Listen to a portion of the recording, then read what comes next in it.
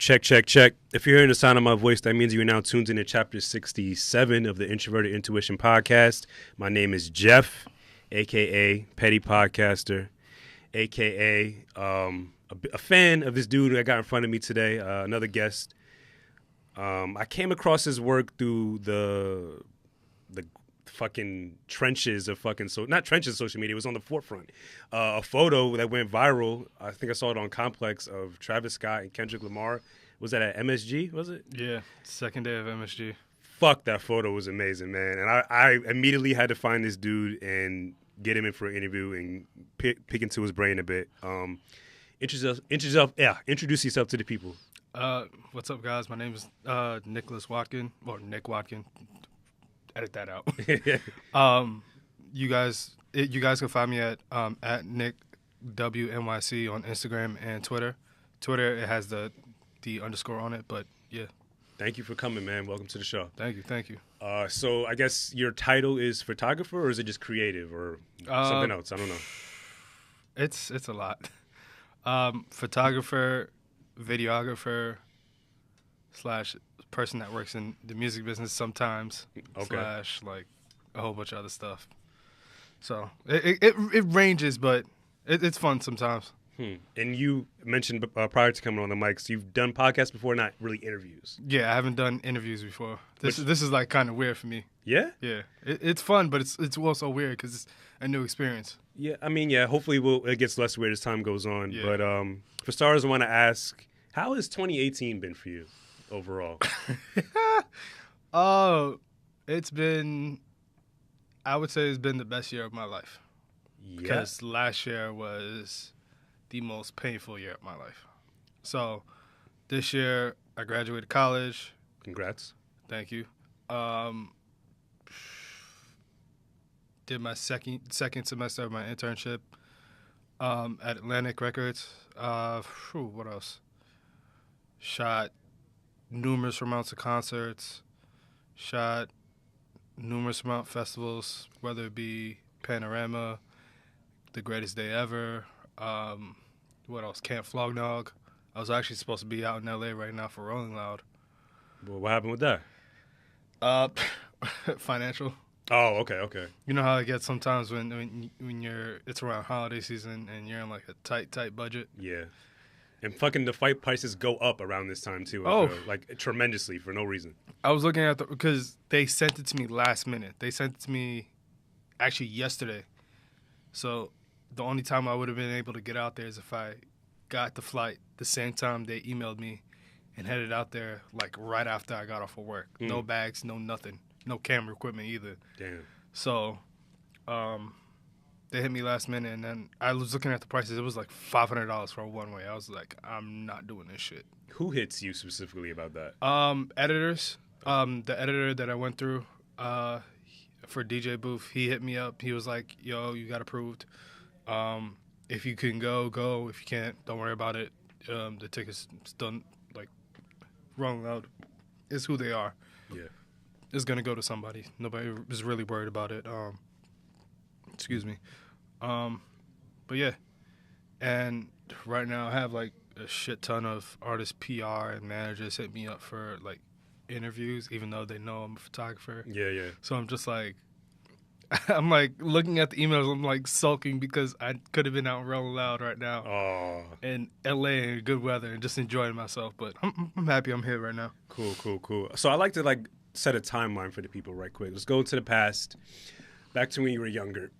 How did you get into photography? Did you have a camera growing up, one of those like fake toy cameras, and then you got into real ones? Like, how did you get into this lifestyle? I had a like, I remember vividly. I had this big yellow Pokemon one, and couldn't really take photos. It was like it was like a mock camera, I would say.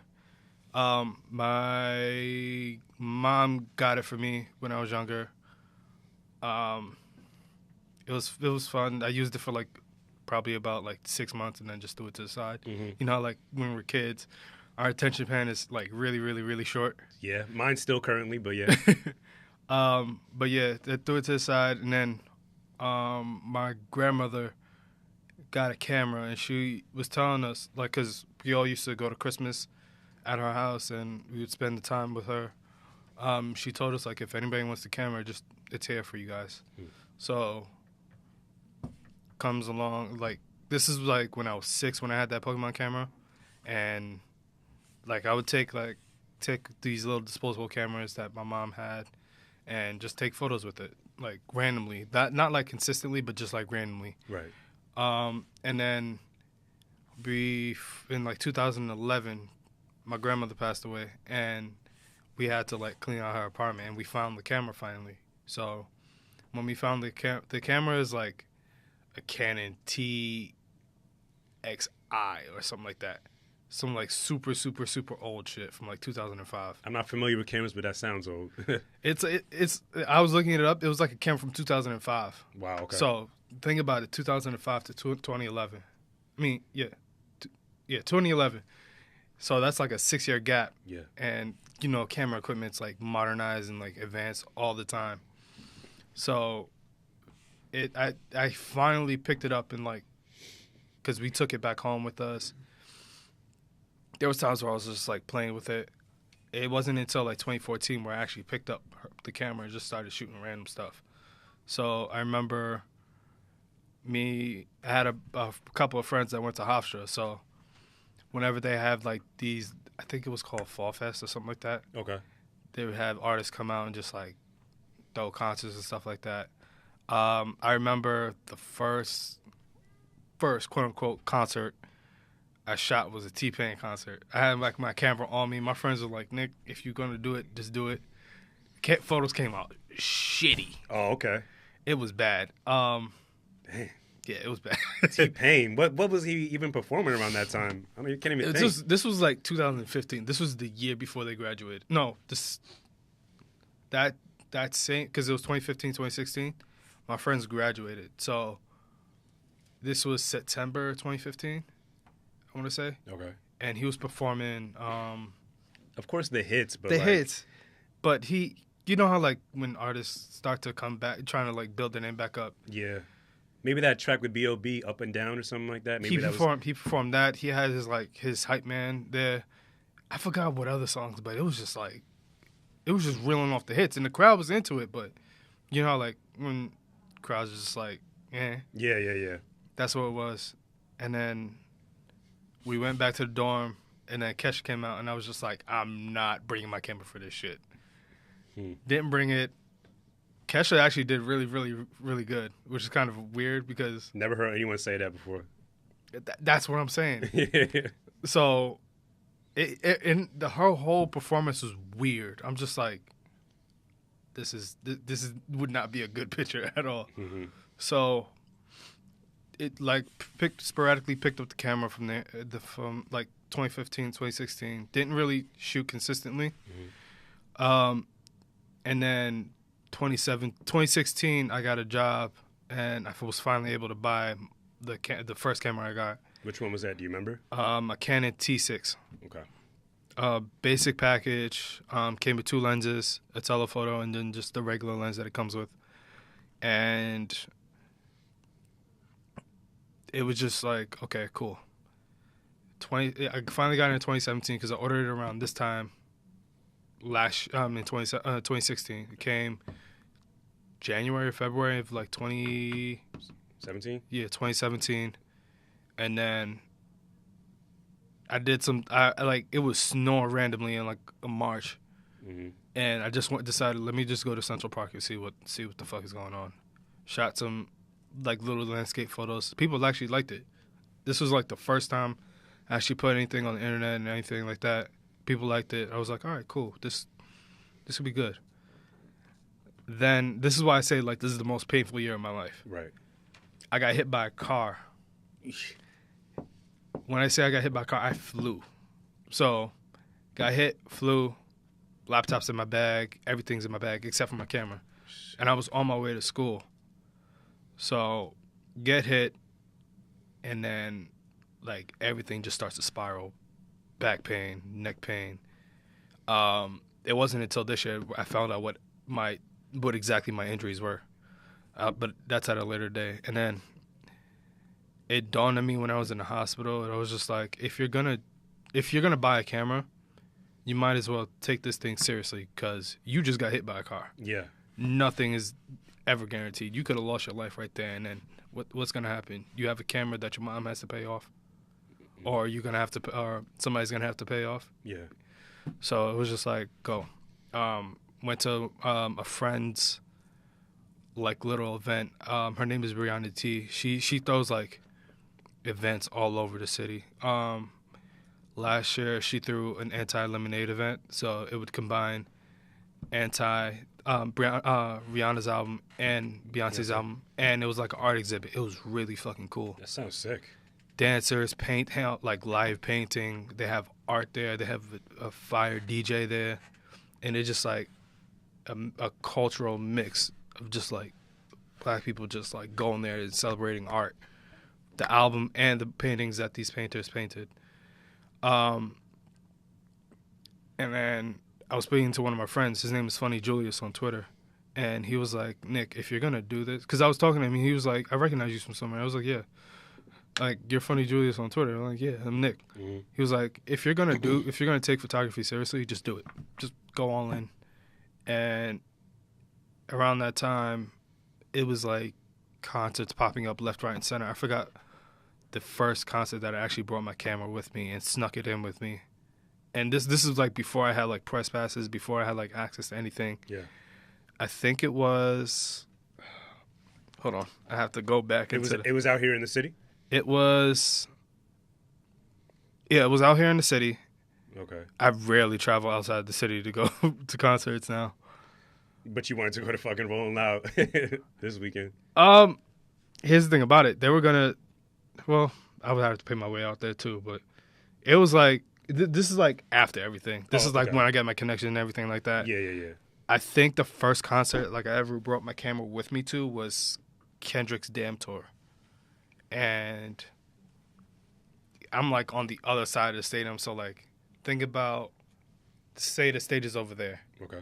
I'm like at the other end of the stadium. But you still have a nice view of the stage? Yeah, okay. I still have a nice view of the stage, although there was this big, tall motherfucker that just did not want to fucking move. There's always one of those, yeah? Yeah, and I shot it, and I was looking back at the photos, I'm like, eh. And I just decided, you know what, let me just post a couple of them. Posted them. It got some retweets, and then the TDE Twitter account reposted it, like retweeted it. I'm like, oh, okay. This shit is real. Yeah. And then, so this is like all within like 2 months span. So from the accident till net. No. Oh no. So this is this 2 month span is what I'm talking about right now. Okay. So it was Kendrick concert, and then I had brought tickets to Panorama because Frank Ocean was performing, and he was like the one person I wanted to see perform ever. So I had to find a way to sneak my camera in, and it just so happened that my homeboy from work was there, and he was like, "Yo, if you want to bring your camera in, just give me your lens. I'll take you. You take your body. They can't say anything because it doesn't have a lens. Number one, number two, it's just a lens in my bag." So he went through one side, I went through another, and got the camera in. And you're not supposed to have a camera at like these festivals or anything like that, unless you have like a photo pass. I imagine. Which is fucked up because people have cell phones. Yeah, which is kind of weird, but they're like, no professional cameras. I'm like, all right, cool, fuck you. Yeah. I'm going to just do this shit on my own. Went there, shot this girl, Jamila Woods, Isaiah Rashad, Solange, MGMT, and a couple other people. But the ones that like everybody loved the most was the Frank Ocean photos. And like I held on to them for so long, and they posted. Complex actually posted it too. This was like last year, July, but they posted it under somebody else's name. So I was just like, nah, it's not gonna happen. And that's part of the reason why I wanted you here, because I feel these photos go around the internet so many times, and the artists don't ever get the credit, like the ones who actually took this shit. So that's why I wanted you to like come here and own your shit, because you take some great photos from what I've seen. Yeah, and then I had to like file a copyright claim to get it taken down, and then after that, I shot Cole. J. Cole at Barclay for your Eyes to Only tour, and I had like decent seats. I didn't want to say I had good seats, but I shot them, and then Dreamville. This whole thing comes full circle later on. Yeah. Shot a couple other concerts like randomly, whether it be Black.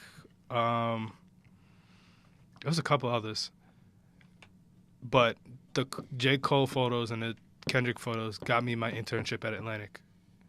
My old boss, he saw them. He was like, "Wait, you take photos too?" Because during an interview, we're not like talking about like stuff like that. Yeah. We're talking about like what I can actually do, what the expectations are, and I was like, "I'm a photographer too on the side. It's like this. It doesn't have anything to do with this, but I just wanted to let you know, like, if you have any work that you guys need done for free, I'll do it." Because I'm like a person that really wants to like get into the music business, because that was my dream from like when I was younger. Got it, and then just stuff started to happen slowly but surely. Shot Chance the Rapper at Forest Hills. Shot Vic Mensa at Bowery. And then it was like a couple other people back and forth. And everybody was like, okay, cool. And then this year happened, and I think DJ Booth hit me up. And they were like, we want to use your photo on the website for Frank Ocean and Vic Mensa. Like, do we have authorization? I was like, yeah, sure. Yeah. Because, like, you never think that somebody that you grew up reading, like the blog that you grew up reading, would actually use your work. And they give you your credit, right? Yeah, they give you my credit. Like, every single article they put, they list the photographer in the byline, photo credit, whether it be me, somebody else. Yeah. And they were like, if you ever want to work with us or have access to like concerts and stuff like that, just hit us up. We'll get you access. I was like, all right, cool. Of course, yeah, hell yeah. Used it very sparingly, like the beginning of this year, and then I think Ty Dolla $ign had a concert, and I got in through my boss because they wouldn't let anybody in for photographers, and because he's signed to Atlantic, Ty signed to Atlantic, it was just like. It was like really fast, and then had shot him, and then I got approved. Like, I hit DJ Booth up a long time ago for like Panorama, Greatest Day Ever, and a couple other festivals, and then everything just started happening. I got approved. I graduated. I got approved, and then I shot. Who did I shoot? Full circle story, actually. I'm going off timeline now. The reason why I say it comes full circle with Dreamville, Kaz, who signed to Dreamville, yes. he was in New York because he was going to release his album. And one of his actual manager hit my homeboy up. And my homeboy hit me up. It was like, yo, you free this weekend? Like, Kaz needs a photographer and a videographer for this week because he's releasing an album soon. I was like, yeah, I'm down. And then we're taking photos, and then the social media guy for Dreamville and like designer and everything, they introduced me to him, and he was like, wait, well, let me see your work. I like showed him the Cole photo. He was like, wait, you're the one who took these photos? Like, we actually posted them on the Dreamville Instagram page a long time ago. I'm like, no fucking way. Scroll all the way back to like August of 2017, and I see it. I'm like, oh shit. And then the relationship was built there.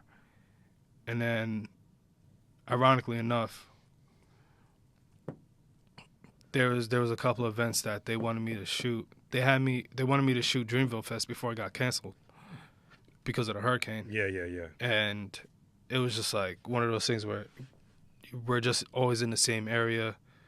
The relationship was built there, and like they wanted me to go on tour with Kaz, but I had like an assignment at Atlantic to do, and they were like, it's either this or this. So you had to choose the assignment at Atlantic? I had to, because one, touring is not like guaranteed. Like sometimes you may get paid, you may not.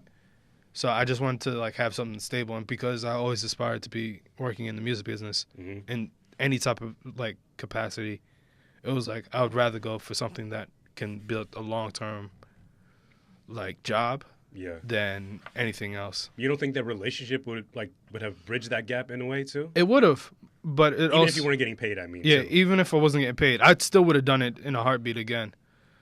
Going back in hindsight, but that opportunity gave me another opportunity because of who I was assisting. I was assisting one of the legendary A&Rs who founded Eminem and 50 Cent. This is like really wild. So it was just like, Wait, was that your assignment? yeah. Oh shit! Assistant, Oh yeah. shit! Okay. And then it was just like assisting him, going to Ricas and get content. Yeah.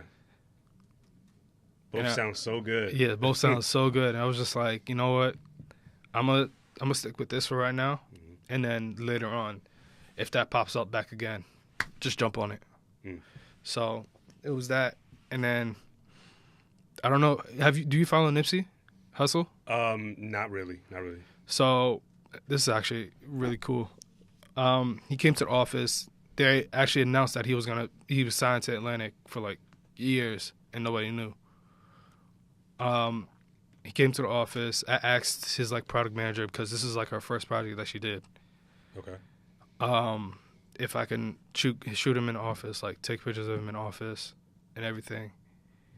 And then did that. Come to find out, he hits me back. His managers hit me back later. It was like, yo, can we use the photo for like tours and like promo assets and stuff like that? I'm like, yeah, sure. I don't care. Like, it's Nipsey, one of my favorite artists. One of the best albums of the year. Yeah. Can't deny that. So when he announces his tour, he used the photo I took of him in the office for his tour flyer. It's like a side profile of his face with his hat on.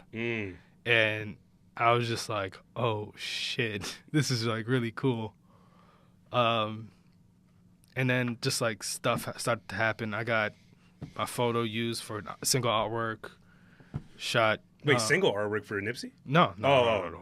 Imagine. Oh shit! I'd be hyped. I was about to say, like, where's that at? Pull that up right now. It was for this artist Cranium. Like, okay. From time to time, Atlantic asked me to come and be like behind the scenes photographer for them on like video shoots and stuff like that. So one of the photos I actually took of him, they used it for a single artwork. And then just like I said, from Panorama, Greatest Day Ever, Camp Flog Nog, and just all these other concerts and stuff like that. It was like crazy. How much of this have you actually gotten paid for? It sounds like you got most of this just for experience and zero. Okay, that's what it sounded like. Zero. But it still sounds like beneficial in a way. Yeah. Like way more. Yeah, and for me, it's not about getting paid, because at the end of the day, money will come. Yeah. And my mom and dad are like really on me about getting a job soon.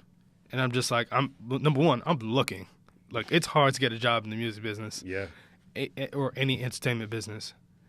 And I'm telling them I'm actively looking, but this thing can benefit me and us in the long run. So you guys just have to let me do it. Is there like some conflict? Like they don't really see the vision as clear as you do, and you got to go back and forth with that? So, or do they fully believe in what you're trying to do?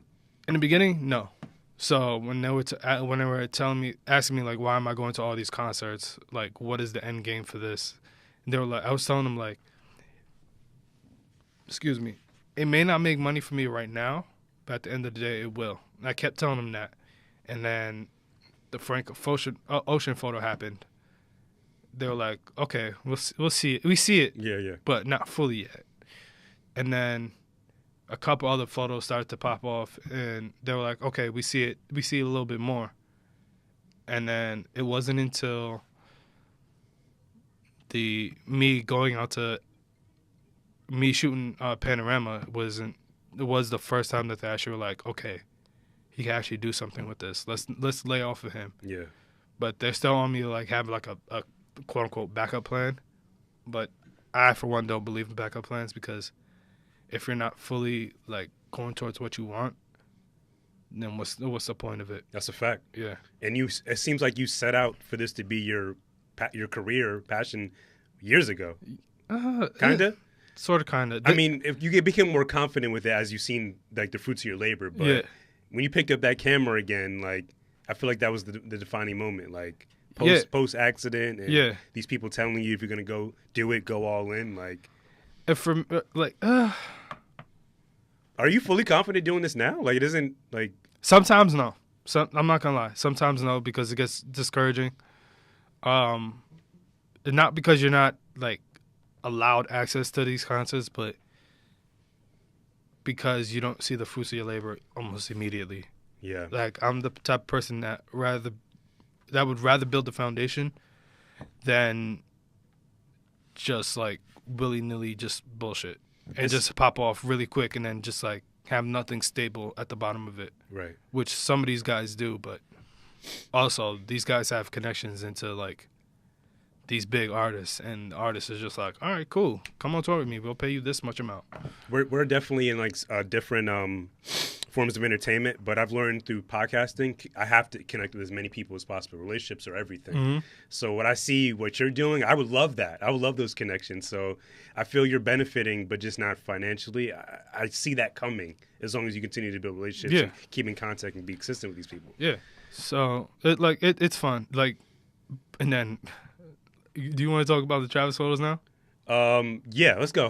So I saw that all over the internet, Complex on Instagram specifically, and how does that happen? Like, is there like how do you see that moment happening and have the timing to like take a shot? Like any photo in general, like I feel like photographers have a certain eye, a third eye, if you might want to say. Like, you know what I mean? Like, so first off, didn't have a photo pass. I brought these tickets when I was on that assignment for Atlantic.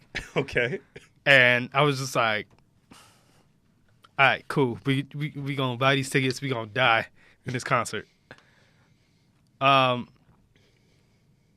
I got back from LA from Camp Flognog, I was sick as shit. Like I think I had either bronchitis or walking pneumonia, and I was still sick till the concert. Shit. So think about that. Camp Flognog was the beginning of November, yeah. That's 4 or 5 weeks. That whole time span of me being sick and trying to get over it. And then I told myself if I was not better by the day of, I would sell my ticket. Oh, wow. The night before, I was still like feeling like shit. I was like, fuck, I'm going to have to sell these tickets. Woke up, perfectly fine. I'm like, fuck, now I have to do this shit. And like the whole day, I'm nervous as hell. And I'm just like, all right, cool. If this is gonna happen, no matter what. Met a couple of my friends there. They were going ape shit. And think about this: I have this big ass bag on me. Yeah. I have a $2,000 camera in my hand, and I'm fucking raging. You're doing all that at once. All that at once. Sober?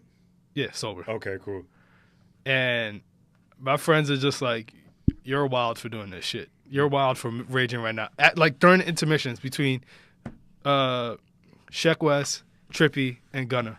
Oh shit! Yeah. I think that was that like a Saturday or was that Friday's? No, date? this was actually a Wednesday. Oh, Wednesday. Oh, okay. Middle of the week, raging, camera in my hand. Have to go to work the next day from like 7 a.m. to like 7 p.m. I mean, I get you have to bring your camera everywhere, but to rage with it too, like, I mean, obviously there's nowhere to put it, but you bold. And you fucking bold for that. Then Travis came on. So me and my friends finessed our way to like the front because we knew what stage he was going to be on at first. How'd you get your camera in though? Like, did you do the whole swap the body and lens thing again? So that's confidential information. I can't tell anybody that because here we go. I don't want people to use my trick. But I just have a way. I can tell you off camera. Okay, yeah, I'm very interested. So what happened was, got it in. They were like, just whatever. Travis came on. We knew what stage he was going to be on. He was going to be on the second stage with like the little round roller coaster. As soon as he pops up, fucking madness. I'm like, I have my camera on my head, over my head, shooting him. You don't even know what you're getting. I knew what I was getting, but I didn't know exactly how good it was. Okay. So everything happens. I posted a couple of the photos of me with him on that actual stage, and they actually came out perfect, exactly how I wanted them to come out. Then he moved over to the other stage. So, like, think about it. He's performing Mamacita, Stargazing, Carousel, fuck, what else? Way Back. Just all the bangers on the stage B. That's really all he has, in my opinion. Oh, let's get this clear. He has a lot more than that. And that, from what I see of Travis, I don't know. I see the raging shit. Like, I don't see any. Coffee Bean was the chill song I ever heard by him, and I'm not the biggest fan. But so, I've been to a couple of his concerts before. No camera, no nothing, just fucking going off. Yeah. Though, oh, I missed the perfect the full circle thing. Going back to He was performing at the New York Expo Center, same venue that they have Greatest Day Ever, and all these other festivals that they have. It's in the Bronx, actually. And he had a Halloween show. Shit didn't start till damn near 11 o'clock. So just think about it. You have... probably in line for like 4 hours, 3 hours already. Yeah. And then so it don't even start till you get inside. When you get inside. It don't even start till we get inside. So just think about this. You have... So the line, where we were in line, it was by the gate. So it was like just outside, but it was like a mass of people, about like 200, 300 people all in one small area. And we're starting to get anxious because it's like, yo, open up the gates. We want to get inside. Blah, blah, blah, blah, blase, blase, blah. All of a sudden, we see a gallon of water fly. I'm like, shit's about to go down. Fuck me. And then just start wilding fucking gallons of piss. The fuck? Yeah. Somebody threw a gallon of piss up in the air. I'm not going to no Travis show, man. Fuck that. No. This is how wild it was. Somebody threw a gallon of piss in the air. It didn't drop on anybody. This shit just, everybody saw it. It was like, oh, a circle opened up. Shit just dropped. Everybody's like, fine. And then somebody threw a gallon, like a cart of like juice. Like, you know that Tropicana has that strawberry pineapple or something like juice? I think so, yeah. Somebody threw that shit up in there. I'm like, yo, what the fuck? Niggas is impatient. Yeah, basically. And then everybody's raging, singing Travis songs outside the show. And then people playing it from their phone or some shit? They're playing it from a speaker. Oh, okay. I don't know how the fuck they got a speaker there, but hey. Travis fucking fans, okay. And then gate burst open. Somebody burst the gate open. And we just saw like a full rush, and then boom. I'm like, shit. I grabbed all my friends and was like, stay your ass here because they're going to kick us out. We all stayed there. They sent everybody that ran in out to the back of the line.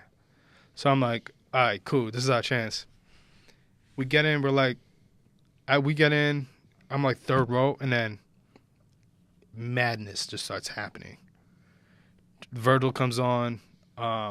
He's like the only other headliner.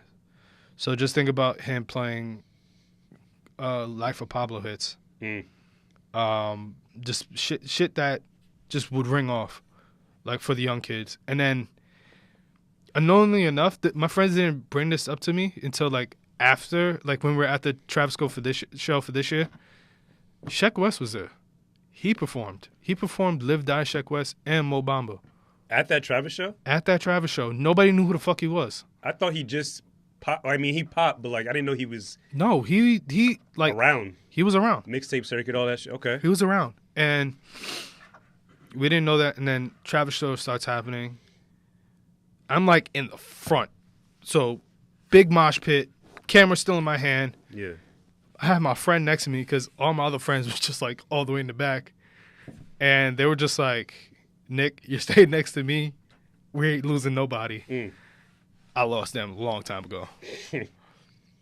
And still had a bag on my back, and I'm just shooting. A couple of photos, just like, I hated all of them from that show. And then this show, it was just like, I love all of them. So that's the full circle moment. Travis and Sheck West being there and the same, I guess. Same venue. The same venue. Yeah, same. Okay. Same venue. Not same venue, but almost like years apart, basically. And the fact that it's the same artist is kind of crazy. Yeah. Too. Yeah. And then, so Raging, he gets through like his set. He's got his last two songs. So his last two songs were Goosebumps and Sicko Mode. He starts performing Goosebumps. I'm looking at Chase B. The DJ? His DJ. Mad cool. I met him before. He's like the chillest person ever. And he's signaling to somebody like next to him. I'm like, wait. And this is like, I think he was performing Skeletons. And then I'm like, hold up. He's signaling to somebody. And Travis is signaling to him. And like, I'm like, oh shit, something's gonna happen. I don't know if he's gonna bring out Drake or something. Mm-hmm. Goosebumps starts happening. I'm like, all right, he's going off. All of a sudden, you hear Kendrick's part, and then you hear Kendrick, and everybody's like, his little ass run out on stage, going crazy. I had my camera in my hand, and I'm like, this is my time. This is the time where I get everything done now, mm-hmm. and just start shooting. I think like two-thirds of the way through the song, I finally look at the camera. I'm like, oh shit, I got some bangers. And then it's that last little hook part where they just started going ape shit with the Travis and Kendrick right next to each other. Yeah. And they just started jumping. And I'm like, this is my time. Go. Just shoot.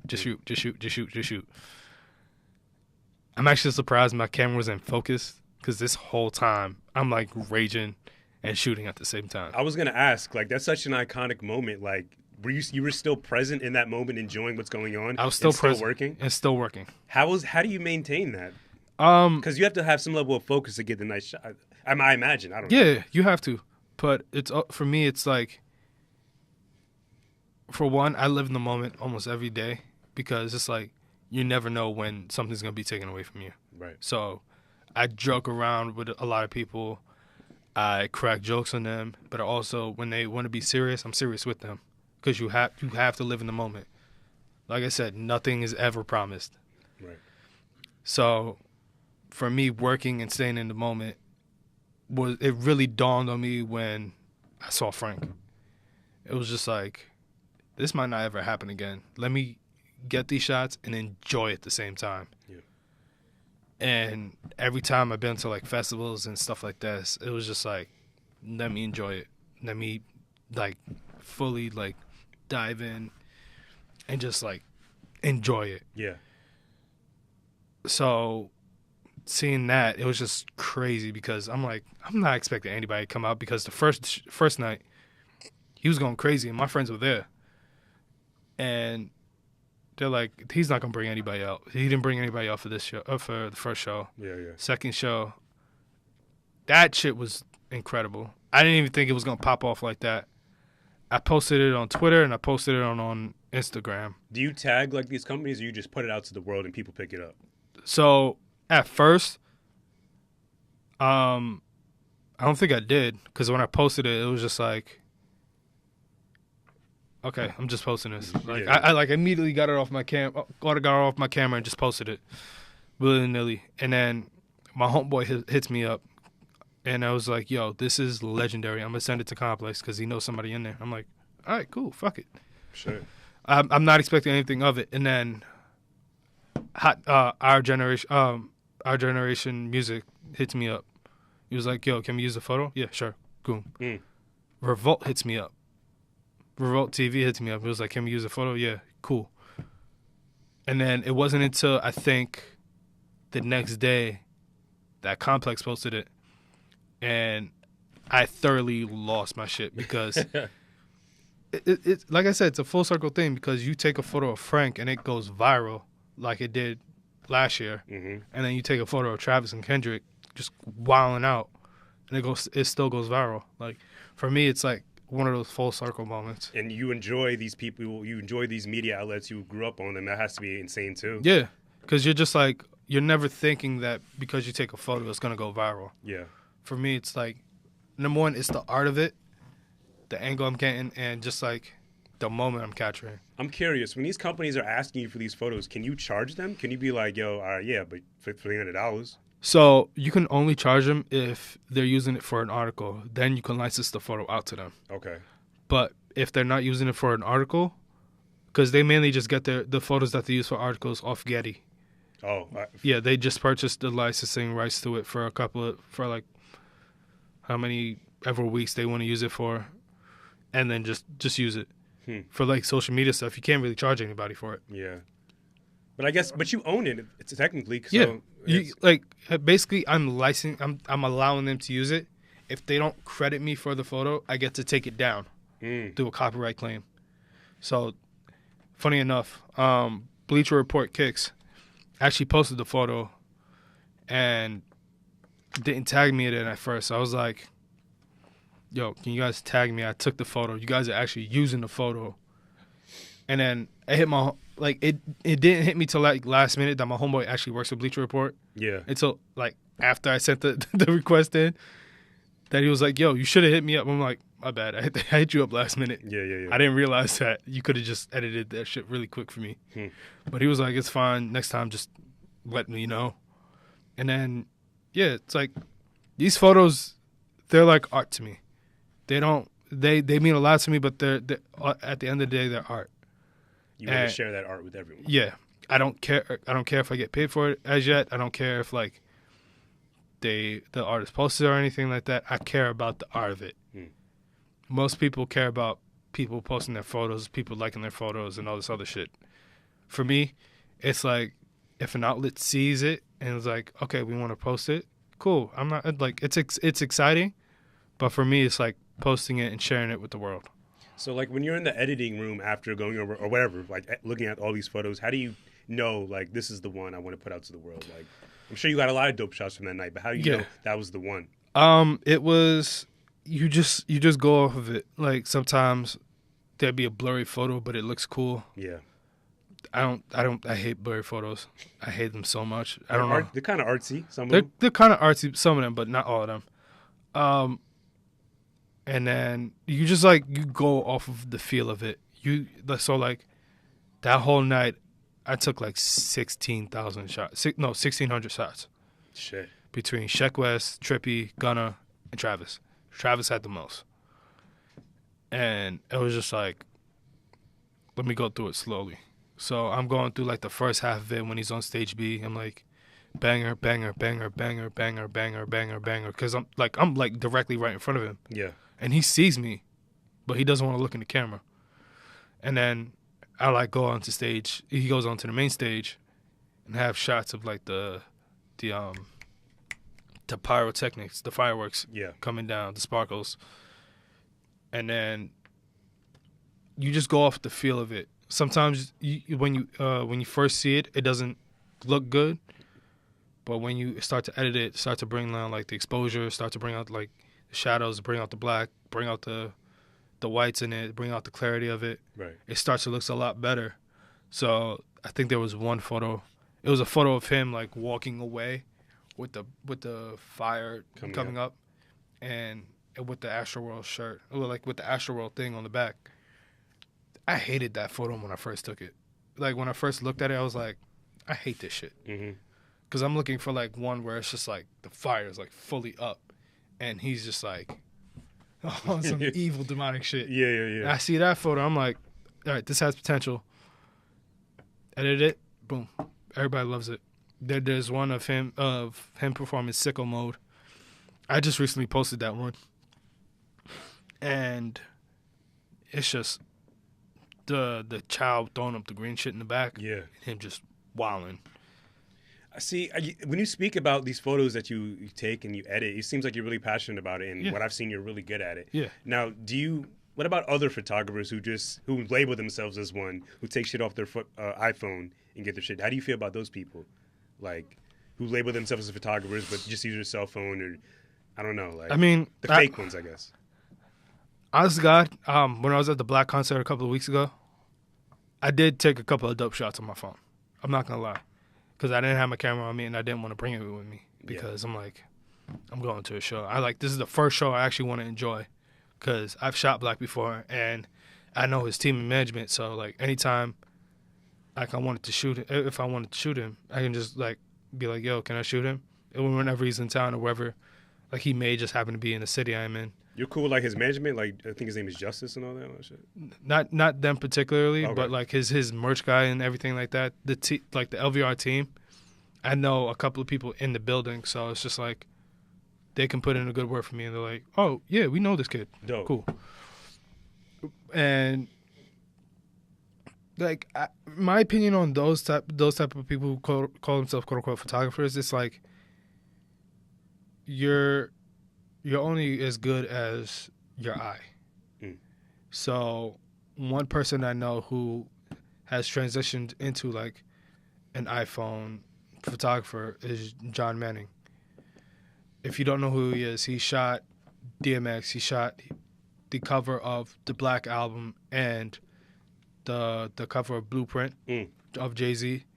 He shot the Dark and Hell is Hot album cover.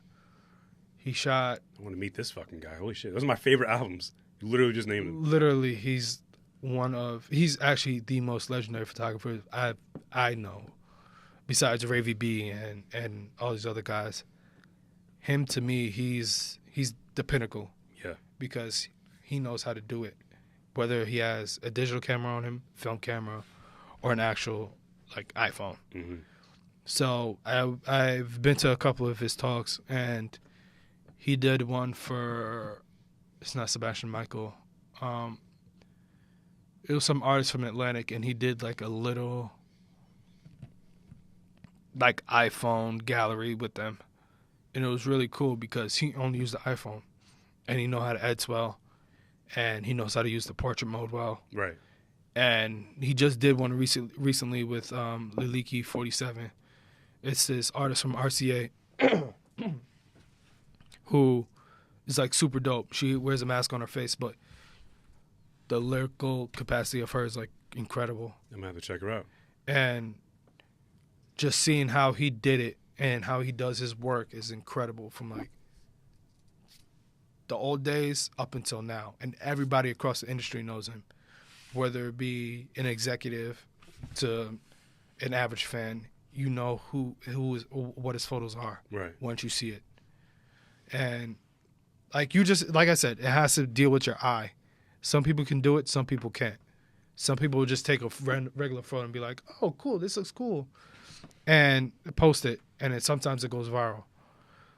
And other times, there's an artistic design to it, and most people don't get that because they're not interested in that. Yeah, they're just interested in getting the photo out.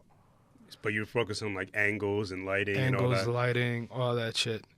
I think that's what separates a lot of people, a lot of photographers. Do you have like a certain tick that if something's not right, it makes you mad? Is there a certain, do you hate like angles more? Do you think angles have to be like perfect or opposed to like lighting? Like, what's one thing about a photo that you look for first? If it's not right, it ticks you off.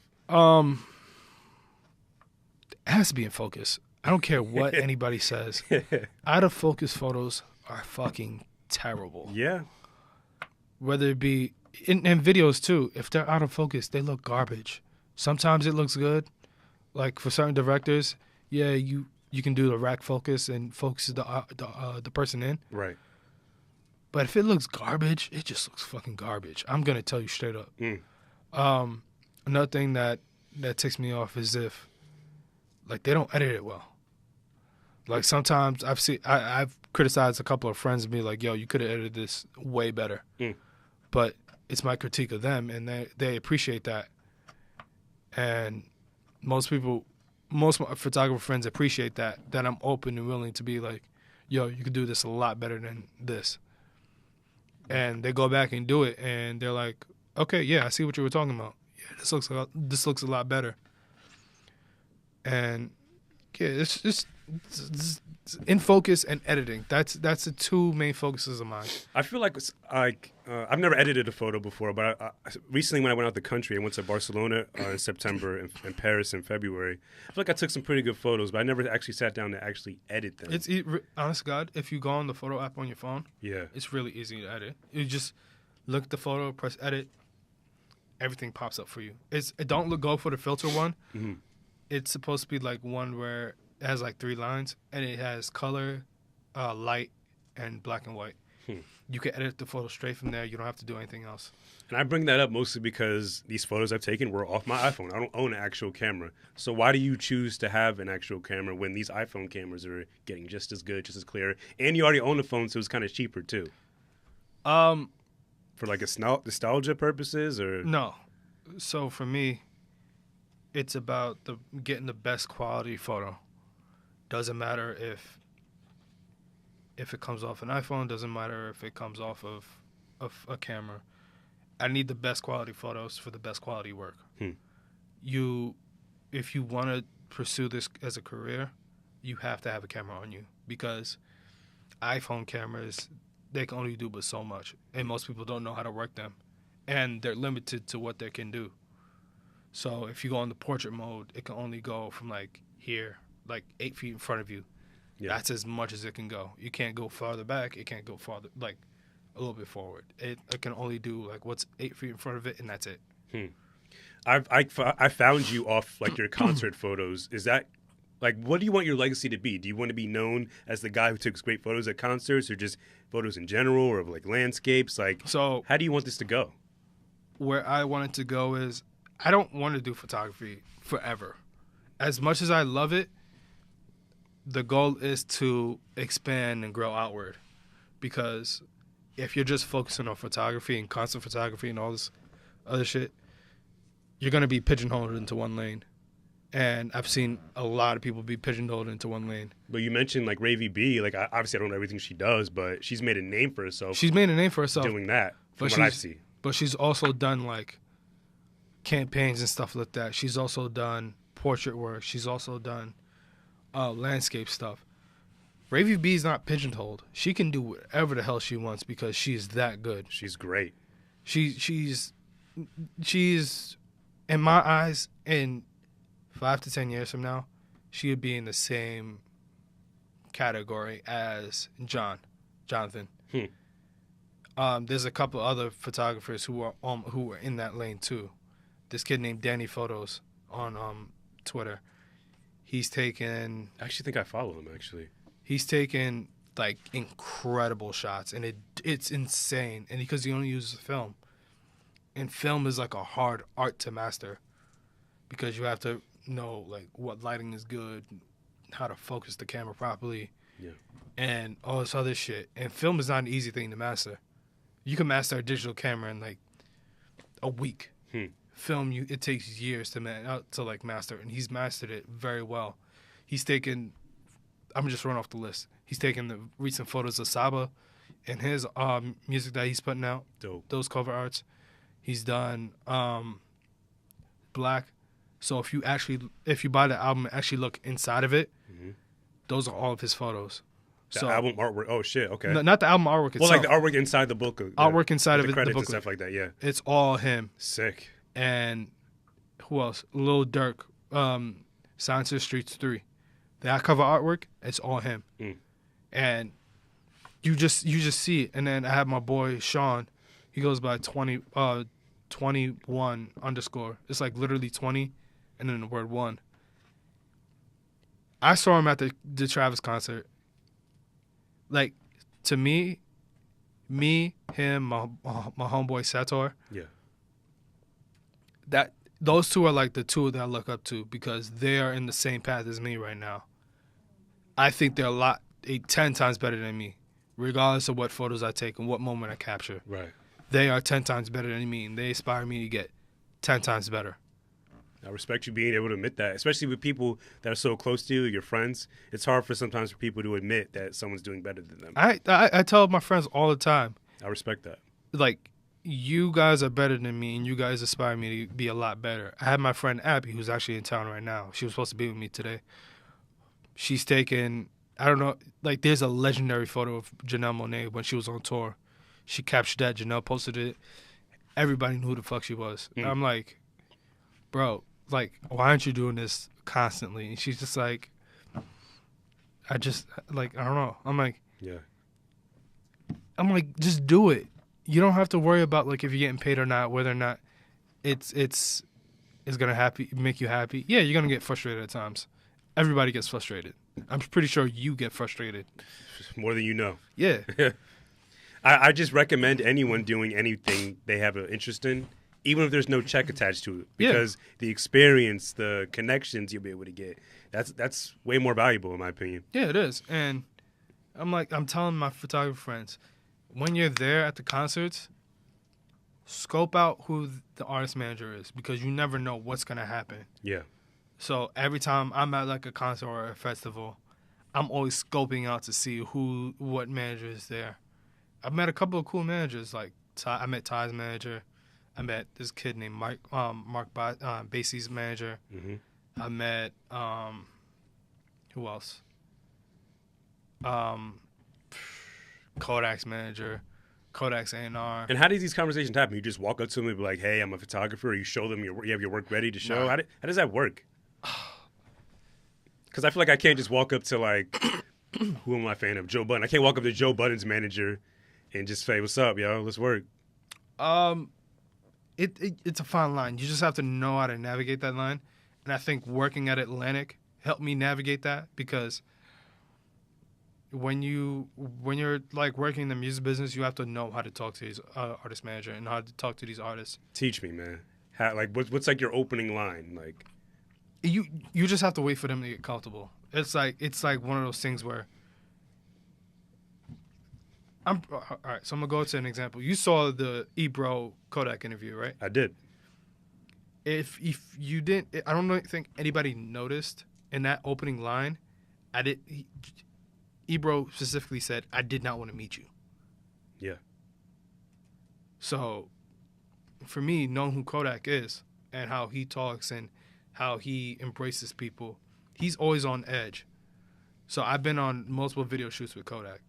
Every time he comes through, he's always on edge. So it's like one of those things where you have to let him get comfortable.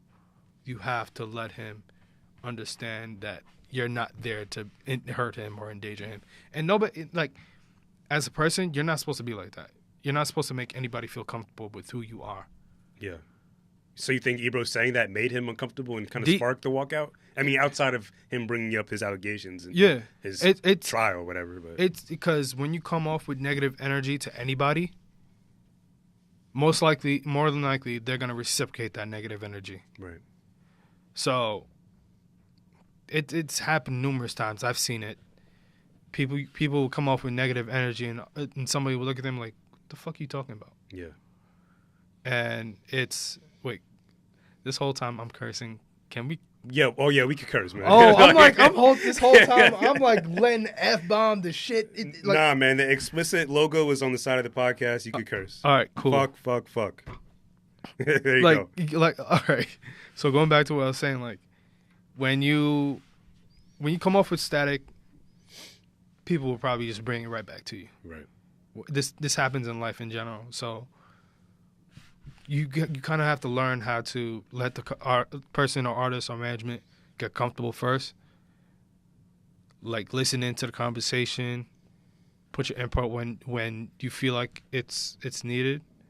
But other than that, you just have to like let everything flow. Yeah. And I'm a person where, like I said, I let everything everything naturally happen. Let everything flow. I don't force anything. If it's not gonna happen, I'm gonna move on from it. Right. And most people aren't like that. They're gonna hold a grudge. They're gonna be petty as hell. They're gonna be like, "Oh, we don't fuck with this person, so we're not gonna get this person this, or let this person do this or that." Mm-hmm. And I've seen it happen to a couple of photographers too. Like they come off with a little bit of negative energy when they're talking to people, and it's just like, all right, cool, we're not gonna fuck with you anymore. Yeah. Relationships are everything. You can't come off negative if you want to try to build some shit. Yeah, and also like reason why I got so many connections is because I wasn't afraid to ask. Most of my friends are afraid to ask now, like for stuff, and I'm just like, listen, you're not gonna be able to get anywhere in life if you keep your mouth closed. Right. I've gotten friends, multiple like internships at Atlantic. I've gotten friends like photography jobs and all this other stuff. I'm just like, bro, don't be afraid to ask, because if you do not ask, you're not going to get fed.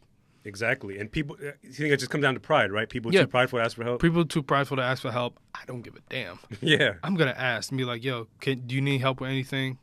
I'm available to help. Yo, can you get me into here? And I don't bring up past stuff that I did for them. Mm-hmm. That's what most people do. They bring up like past stuff they did for a particular person, and they would hold that against them. Like, yo, I did this for you. Can you get me into this? I'm like, no. If somebody's not gonna, if you can't get it in, and your plug or somebody that you've helped before says no, you can't, move on from it. Right. And I've seen, like I said, I've seen multiple people do this little foolishness of just like, if you're not going to get it your way, you're going to hold it against them. I think I kind of was like that early on when I started. I was I'm a very independent person, so like, and the name isn't just a name, Introverted Intuition. I am very introverted, so like I kind of have a hard time interacting with newer people. So putting myself in these extroverted situations every day is definitely getting me more comfortable with myself and learning how to speak to people. So, yeah, like you said, it's just like we said, like just don't be prideful if you want to get ahead, basically. Yeah. And before I came into the music business, I was extremely introverted. Didn't want to talk to anybody. Was just like always to myself. I thought that's how you would be because you're a photographer. I feel you just want to. In my mind, photographers just want to be to themselves with their camera, and they don't want to be in the limelight. They want their art to be in the limelight. Yeah. So that's why I was surprised that you even wanted to show up today. It's mostly like that. I'm mostly like that. I like every time somebody wants to hook up with me to do a photo shoot or something like that. I'm always like, I don't want to do it. I don't feel like it. But if it's like for a concert or something like that, I have to like put myself out there and do it. Yeah. And I'm starting to put myself out there more for like photo shoots and stuff like that. And you just have to like growing, like I said, from the music business and growing up, sometimes you just have to put yourself out there to get these opportunities. Right. Because none of this shit would have happened if I didn't like try and put myself out there. Yeah. So there's that. So but you mentioned before, like, or you keep mentioning that you want to be in the music business. You don't want to be a photographer forever. What does that entail? Do you want to be an A&R, a manager? So, an artist? I can't make music for the life of me. Jesus Christ. If you heard some of the stuff. You tried to rap? I've tried to rap. Shit sounded terrible. Man, we all been there, man. I have a 16 somewhere in my house. I had a friend record something I rapped, and I was just like, throw that shit away. Oh, I wish you had it today. Could have been the It was exclusive. bad, and every time I'm in these interviews for like jobs and stuff like that for working in the music business, it's like, have you made music before? I'm like, yes, but it sounds terrible. And they're like, what do you mean? I'm like, I used to rap and try and sing. Then they were just like, okay. And then working in the music business, for me, it's about whatever capacity I can do.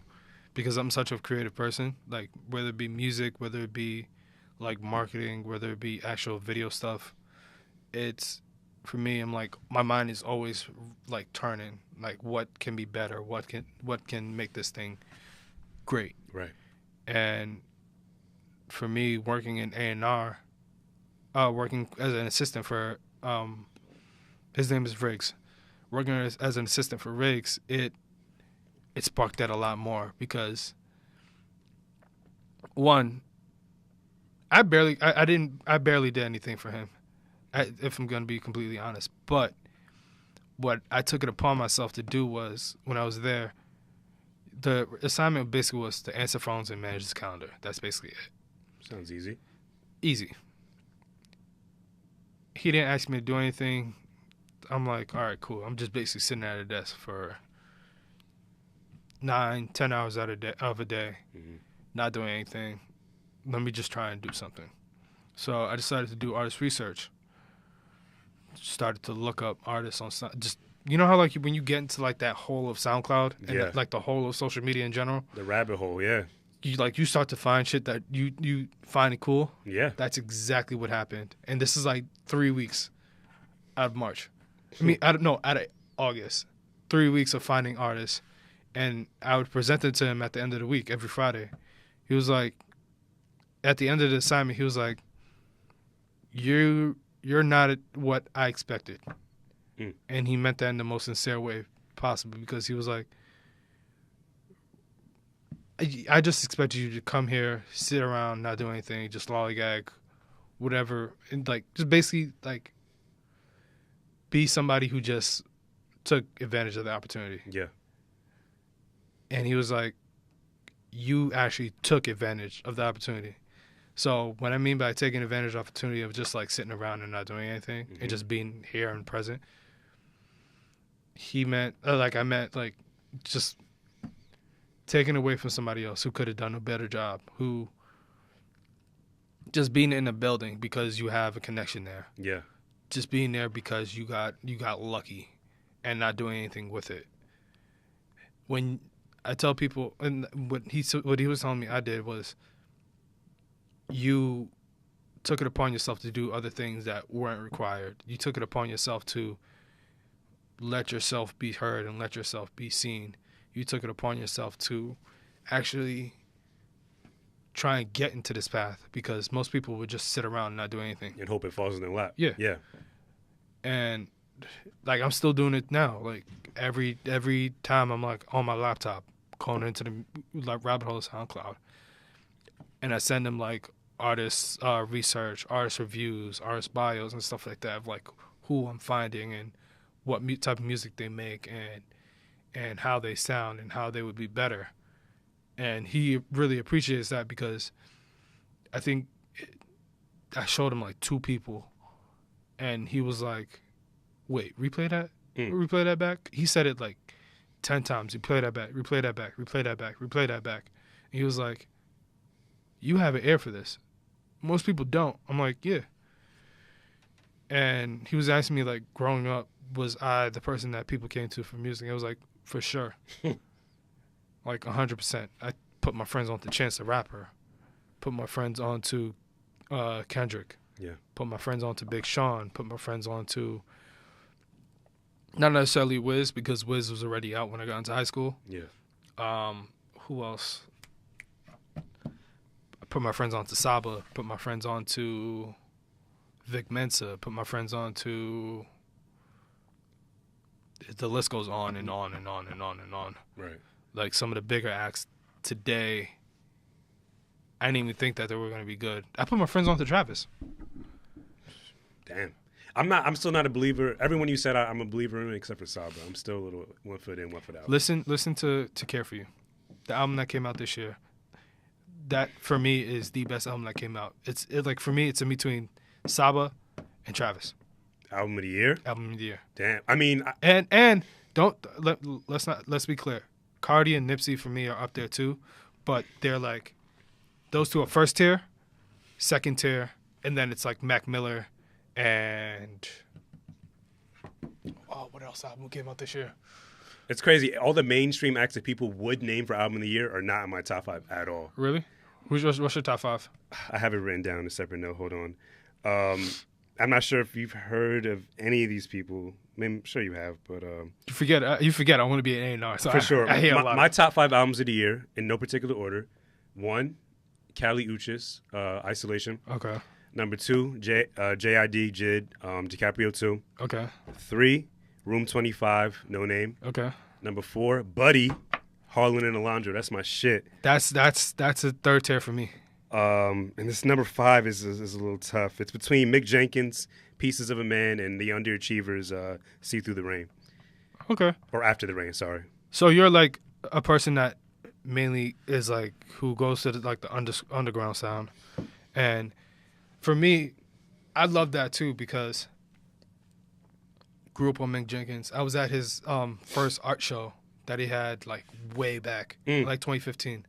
This is before I started using my camera or anything like that. Right. And I saw him. I introduced myself. He was like, "Yo, like if you ever need help," I told him like, "If you ever need help, anything, let me know." Like, you know how like you say that to somebody and they're like, "Okay, cool." Yeah. Saw him again. Like, I don't need you. Like, some shit. Yeah. I saw him again. He was like, "Oh shit, you're that kid that said if I need help or anything." I'm like, "Yeah." Saw him again at his. He had like this little album like release performance thing. Okay. And that shit was dope. Seen No Name, listened to No Name for a while. I saw her before she was even like heard of. This is before she put out her first project. I think it was 2015. She was doing like features with like Chance and shit. Like, yeah. That's exactly what it was. She popped up at Chance's tour. All I remember is he had Drum, and Drum, Tokyo, and Metro Boomin on that tour. And that same day that the show was happening, Drum filmed the what song was that? It had SZA on it. Oh, Caretaker? Yes. Yeah. That was the same day that they filmed that music video. They filmed it at the concert. Oh shit. And that was the first time that was the second time I saw SZA. I saw her like Hofstra like a year before that. I just saw her. What was one of the festivals earlier this year? Was it not Panorama? Not Governor's? Was it Governor's Ball she was at? I think so. Yeah, that's my first time ever seeing her live. And see her live. Shit, that was my first time, and she was fucking insane. Sounds exactly the same as the album. Yeah. And you and JID, like, yeah, that Dreamville connection. I already knew that shit was gonna be fire. Man, like I didn't know I heard the last album. I didn't really like it. What was it called? The Never Story. Yeah, the Never Story. I wasn't a believer on that. I liked the song with Black, and that was pretty much it. But man, the beats are cleaned up on this shit. The bars are everywhere. Like I already knew this shit was gonna be fire because Felton just told me like the creative process that he's going through is crazy because he was on tour while he was recording this shit too. Okay. So he's telling me. I heard he did an interview saying he's got a whole project coming with no ID. Yeah. I'm like, what? That's gonna be insane. When I say like people, I genuinely believe this kid is next. People genuinely believe this kid is next, and they have it for a reason. Up until this point, there wasn't an artist that got me this giddy about music except for Joey Badass. 2012 was like the last time music, like hip hop specifically like this, got me genuinely excited. And what he got next, I'm excited for it. I can't turn this project off. That project, you know, fuck, I fucked up my list so badly. What, your top 5? Yeah. You want to redo it? So for me, it's who did I say was top 2?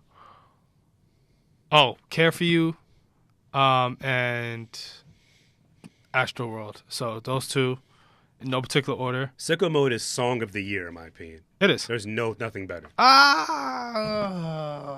What else came out this year? Mo Bamba kind of popped, but it was out. That Song of the Summer. Song of the Summer. That Song of the Summer. I'm trying to think. I wish I could pull up the charts right now if I can. Post dropped some shit. Rockstar was a pretty big song. Fuck Rockstar. I hate that song. I like the album though.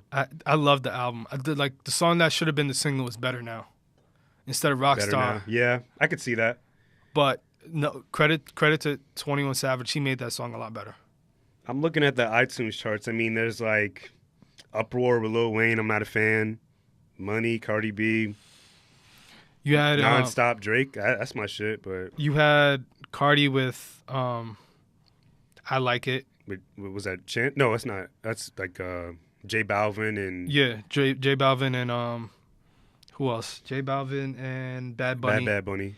Lucid Dreams by Juice WRLD. That's a pretty big track. I don't like it. I hate that shit. I like Wasted more. I hate with Lil Uzi Vert. I hate Juice WRLD's music, but I can understand why it popped. He is just like another offspring of the Lils and the Youngins or whatever the fuck their names are. Oh my god, what song came out this year? Psycho, Ty Dolla $ign. Psycho. No, Psycho came out at the end of last year. Oh shit. Any 6ix9ine, Fifi? Is that your shit? Fuck that nigga.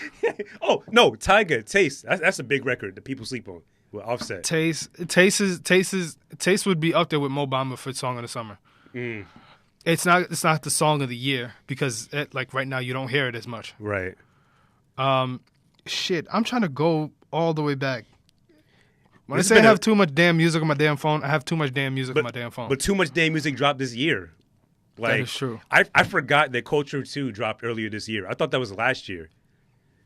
And until I saw like the best albums of the year, seeing Migos, the Culture 2 dropped like this year. Wait, like, that shit dropped this year? I think that was like January or February. Yeah. Nah, you're lying. I'm dead ass. It was in Complex's like top fucking 50 albums of the year. Fuck out of here. I'm that like, shit what? Came out. You know what thing that I tweeted this last night. I was like, 2018's been long. The fucking World Cup happened this year too. When? Exactly. When the fuck the World Cup happened? The World Cup happened in July and August.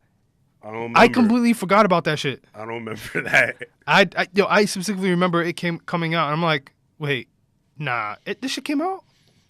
Man, I don't know how I kept up with as much. I don't know how I'm really gonna solidify my year-end list. I mean, the albums I named are albums I love. Oh shit, yo, I'm still. But It was crazy thing. I'm still going back and seeing all the albums that released this year. I can't find anything. I don't know, man. Like that's the era we're in, man. This Is America was one of the best songs of the year. I say best video, not song. I say best song. I'd say that's probably the best Better video of the year. All right, so for me, best albums. It's Care for You, Astroworld. It was one. Buddy and Alondra, Dirty Computers, and that was in there for me too. But there's this Division of Privacy. I'm not throwing that in there. it's hard, man. Nah, because I have friends who like you work for Atlantic, so you work for their marketing team. Oh, so you're Atlantic bias. Yeah. For me, actually, it's Action Bronson dropped a good project. I like that. People slept on that. Rocky, Belly, he dropped a good album. I love Belly's album. I just don't put that in the top rank. Brockhampton, kinda. I love Brockhampton. I have a little bit of bias there because my homeboy is their NR.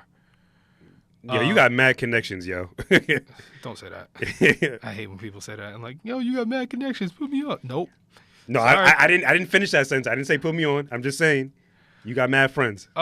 Shit.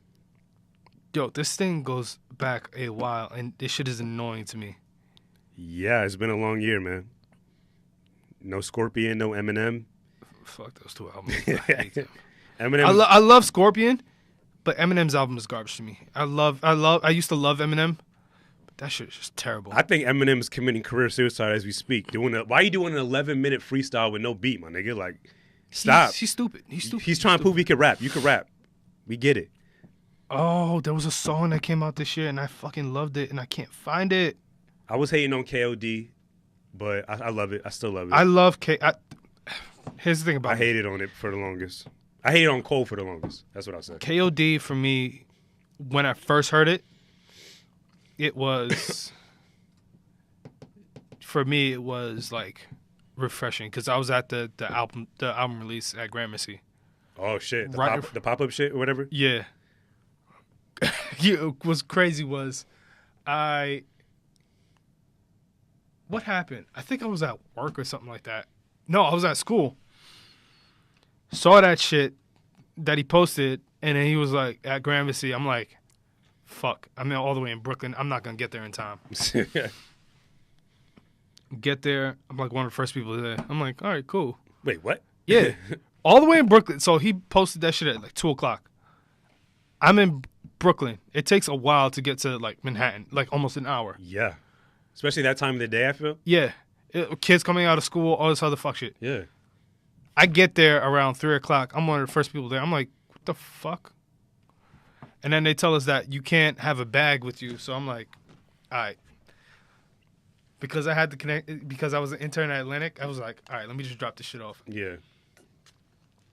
And one of my homegirls, she was there. I was like, you're coming with me. I got my band already.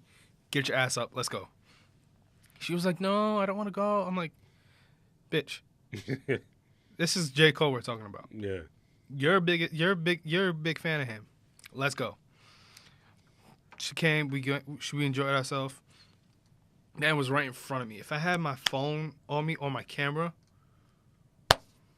The greatest shots of your life, probably.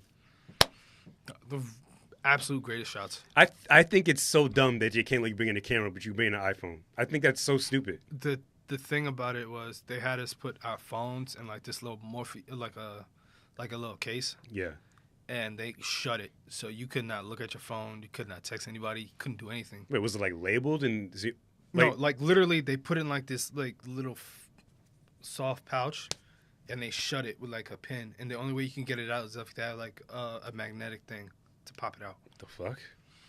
It was crazy. That's some crazy shit. No, but it for what it was, it built hype around the album. So that's why I'm saying like it did what it was supposed to do. Yeah. The album didn't do what it was supposed to do, but no Grammys, nothing like that. he got, honest to God, he didn't get snubbed because there was a lot, like 5 better albums, and they're all represented right now. Yeah. Travis, Mac Miller, Nipsey, Cardi, who else?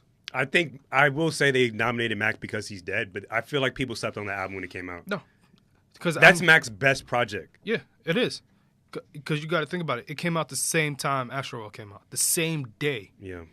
So most people are going to listen to Travis because it's Travis. Yeah. But they didn't know where Travis would be like now. Like Travis. No. Prior to Astroworld, I don't think he was doing arenas and shit like that. No. He was doing like festival building. See, like he was doing, like I said, New York Expo Center. Yeah. He did 15,000 people. 15. Think about that. 15,000 people all in one warehouse for Travis Scott alone. Yeah. Kids, teenagers, my age, fucking wildin'. I just don't think people's expectations of Travis at that time when Astroworld just came out were as high. I already knew that Travis was gonna be like top tier. Like at this point now. Yeah. Fast forward. Because you got to think about it. You had Rodeo. You had Days Before. You had what was it? What was his first mixtape? Owl Pharaoh or some shit like that? Owl Pharaoh. You had Days Before Rodeo.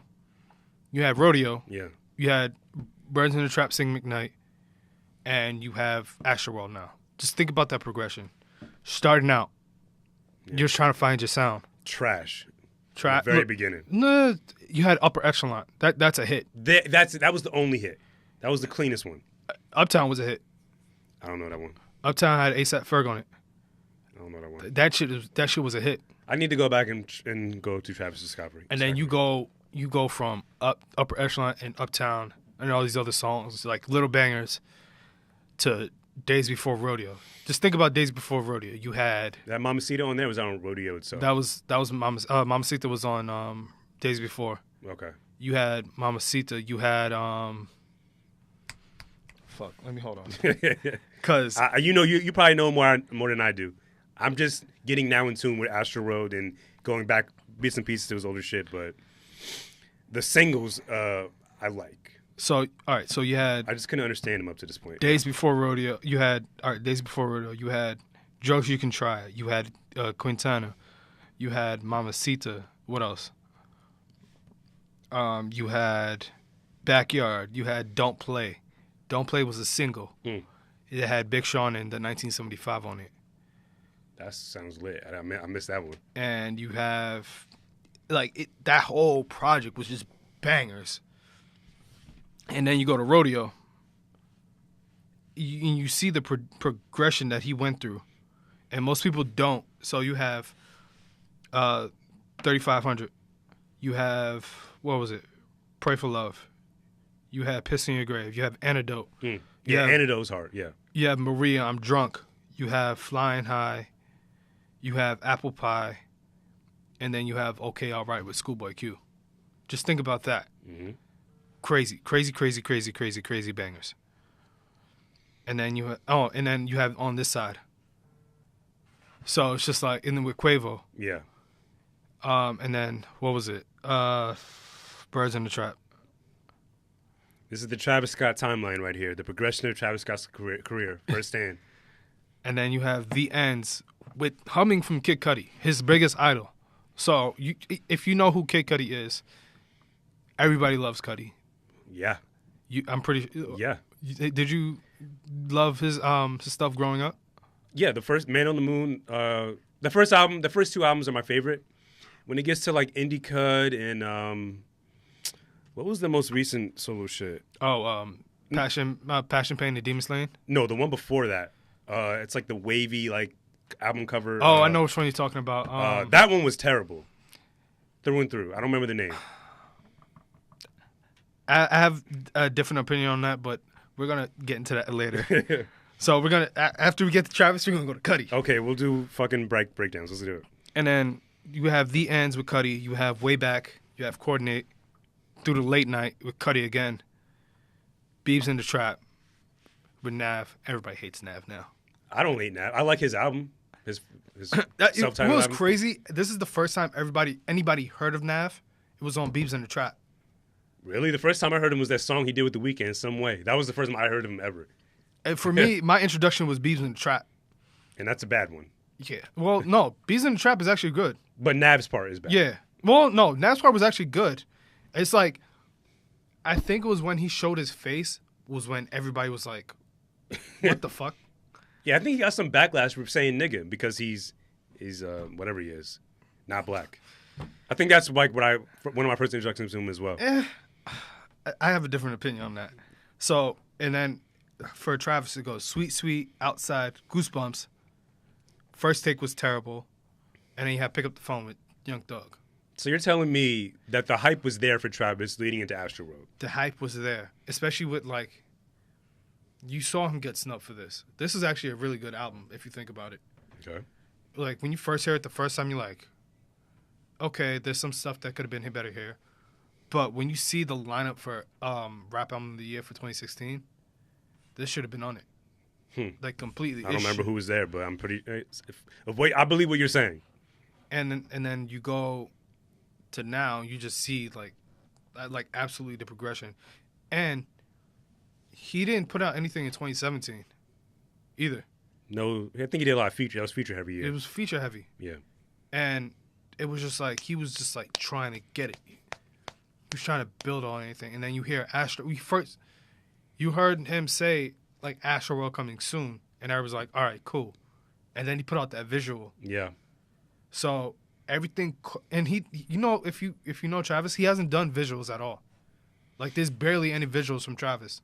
Because I've seen like the Mamacita visual, and I have not seen that. I don't think that ever. He filmed it, but I don't think it ever came out. I feel like I've seen the whole video. I think that's a song. Rich Homie Quan and. Oh yeah, you're right. Yeah, I feel like I've seen that. He's like has like, the fucking mask on, the fucking Mankind mask or whatever. He has the mask on, and Young Thug and Rich Homie Quan are like in like this little Atlanta parking lot. I think that's the only music video besides Sicko Mode and what he's done recently. Like, he has Stop Trying to Be God. He has a video for Goosebumps too, but he hasn't really put out like a full like rollout of visuals. Yeah. This time you have Stargazing. You have, what was it? Sicko Mode. You have Stop Trying to Be God. I'm pretty sure he's going to put out another one soon. I think he just did. No, that was A$AP Rocky, my bad. His album was terrible this year. Yeah. Yeah, there was so much. The fucking Instagram snippets were better than the album. Yeah. I only like maybe 5 songs.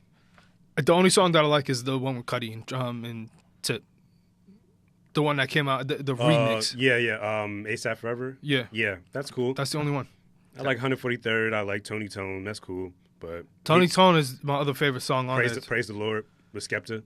That's the sing. That's the Isn't Tony? No.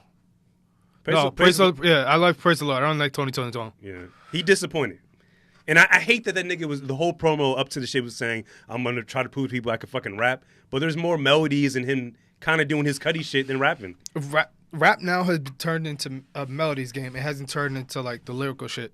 So is that why Travis is winning? He's all melodies for the most part. He's not barring niggas. That's the main reason why he's winning. He's a superstar for that. He can create melodies better than anybody. Right. Except for Cudi. Yeah, right now, yeah. And that's just the end of it. And then if you go to like Cudi, I actually took photos of him when he was in Central Park. Doing what? He was performing. Was that how long ago was that? Like that was last year. I remember the date exactly. October 6th, 2017. What was that for though? Was that like an event? That was for his Passion Pain and Demon Slaying tour. This was just after he got out of rehab. Okay. And it was insane. I didn't think kids would fucking mosh to Cudi. Dog, I was pissed the fuck off. I was just like, yo, y'all not raging right now. Yeah. The fucking marijuana, raging to marijuana. What the fuck is wrong with y'all? Bunch of that's like the standard for concerts now. Raging, just jumping up and down. That's the new standard. Nah, y'all can have. For me, I like a chill vibe. Yeah. I rage when I want to rage. For Cudi, I'm looking for a chill vibe. You rage to the appropriate songs. You rage to the appropriate songs. These niggas were fucking going off from the jump. I'm like, what is wrong with y'all? Yeah. Surfing you can rage to. Yeah. And like some of the other songs that he had, you don't rage to fucking marijuana. You sound dead ass tight. I'm tight. Yo, it was so bad because it ruined the concert for me.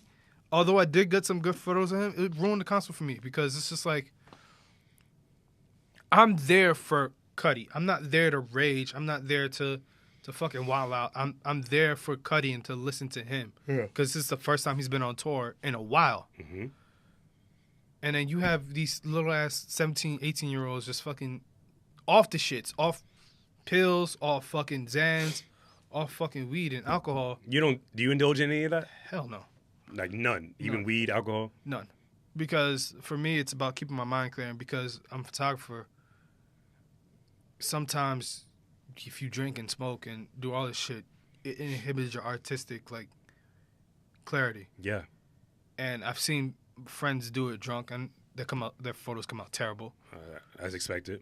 I've seen friends do this shit high. I'm like, their shit comes out terrible. Like, if you're gonna do this, have like a clear mind while doing it. So because you can remember it back. You can remember it back. Most people don't remember the shit that they did.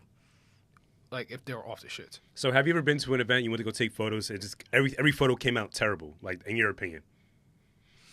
And if that has happened, let's just say hypothetical, like, do you ever, like, get depressed, like, when photos come out terrible? Yes, definitely. How do you deal with that depression? Concert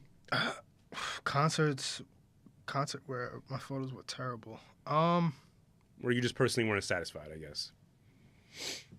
Because I feel like you have a lot of photos you haven't posted, so that means you didn't think they're not good, right? There was a Shoreline Mafia show that happened in like August or something like that, or September or something like that, and I hated every single one of them. But it wasn't because like I was bad. It was just I didn't have the right angle. Yeah. Like where I was, it just wasn't good, and there's just too many of them niggas. It's 4 niggas. You can't capture 4 niggas all in one photo. I saw you dropped a new project. I haven't listened, but the Christmas one, yeah, that's actually really good, and they did something really good for this year. Today actually, they have like this little Christmas give back, right. So you can buy toys and drop it off to like this little box or this little section at Rolling Loud. And it's all funded by Shoreline Mafia. Like, literally, these as much as people want to talk shit about Shoreline, these kids are for, like, the kids of their neighborhood. Yeah. They care about the kids. They care about, like, the people that they in their communities and stuff like that. Most artists aren't doing that. What about you? Do you? I care about that shit. Although I don't have the funds to do it, to give back to people and stuff like that. Mm-hmm. It's refreshing to do that when you see people do that, and if you're put in a position yourself where you can do it, yeah, just do it.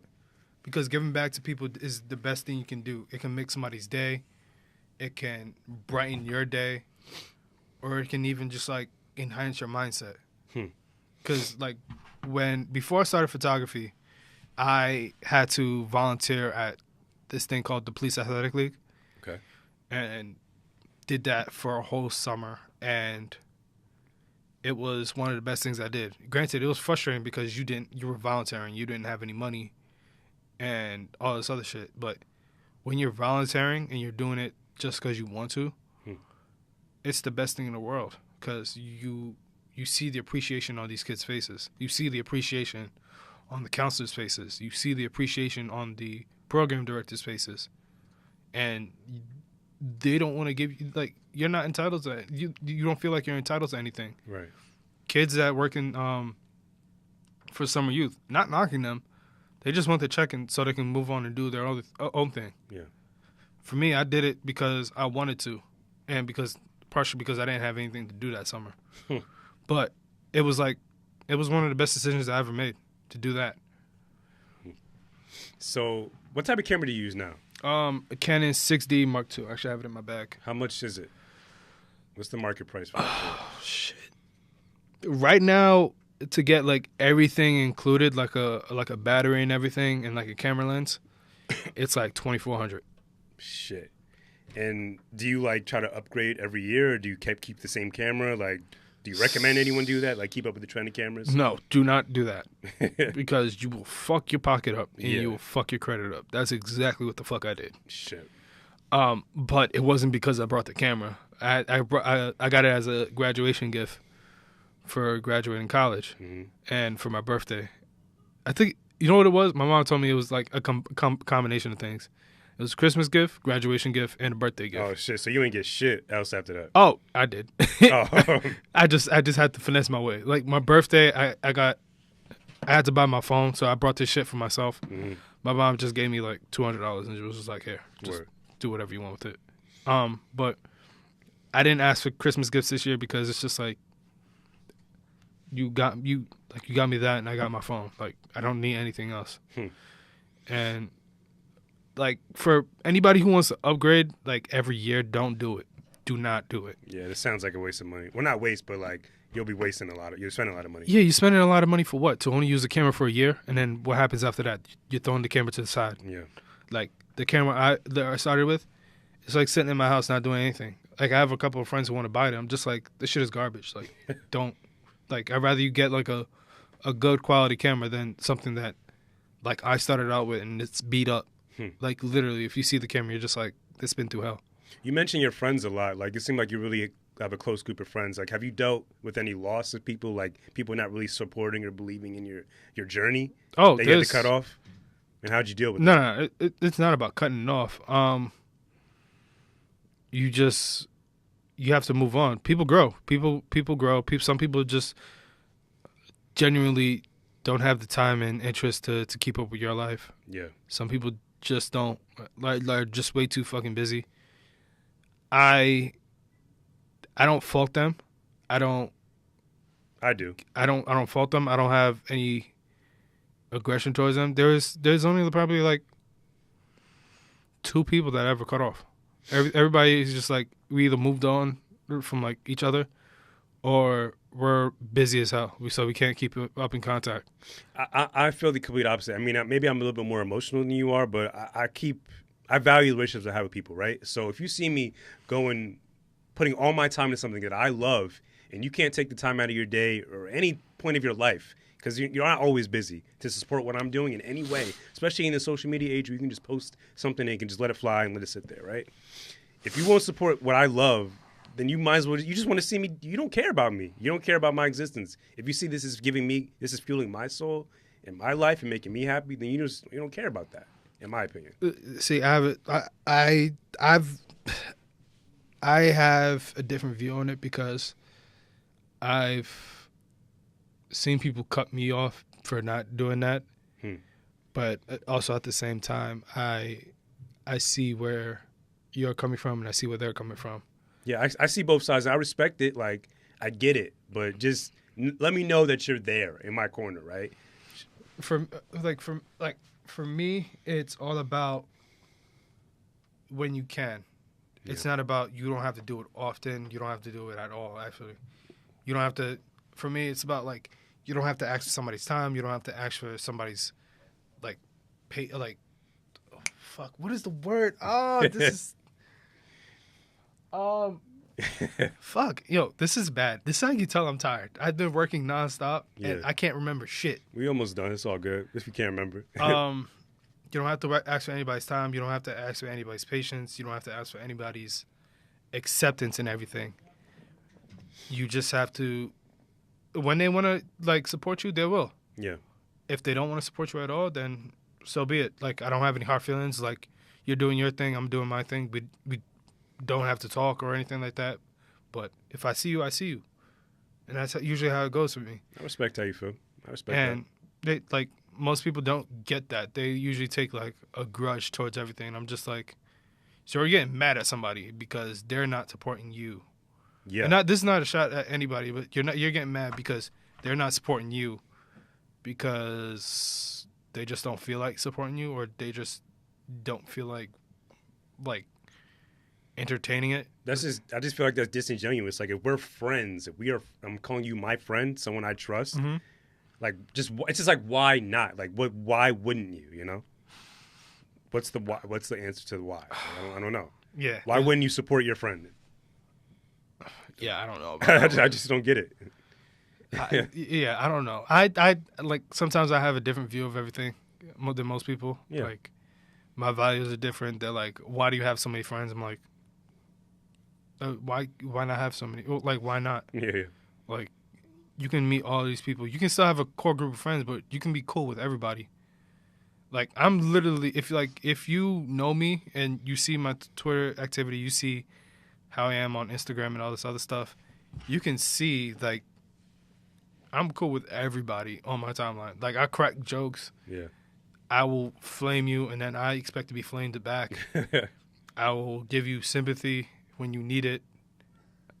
Not often. I'm usually like the ruthless friend that tells you how the fuck it is. I respect it. And People need that. And it's just like you have to know when and where to like operate in life. So, what are your goals for yourself going forward 2019? What do you want to accomplish? What do you want to be manifesting into your life? What's next for you, Nick? What's next for me? I'm just taking life as it comes. I had no expectation for photography in general. When I first started, I was just like, I'm just doing it just because I love art, love music, love concerts. Might as well combine that, and it just comes into art.